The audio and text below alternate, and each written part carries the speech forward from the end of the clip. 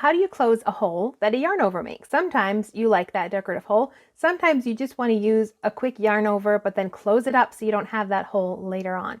And of course, the simplest solution is to knit it through the back leg.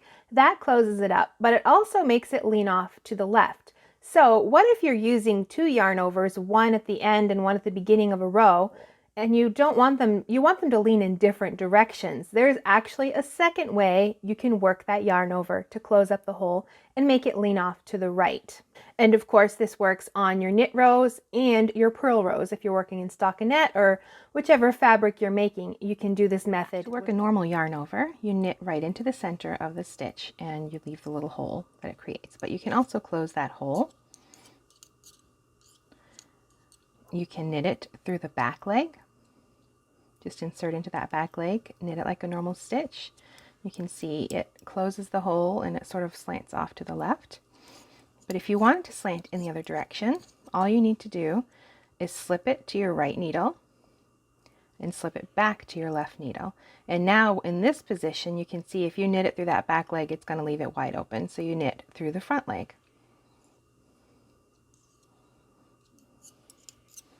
And you can see it closes the hole and it twists off to the right.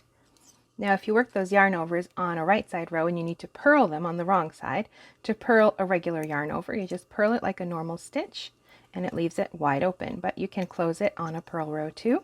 Now to close a yarn over on a purl row, you need to insert through the back leg, just like this, and purl it closed. And you can't really see which way it leans on this side, but if you turned it around, you could see purling it closed leans off to the left.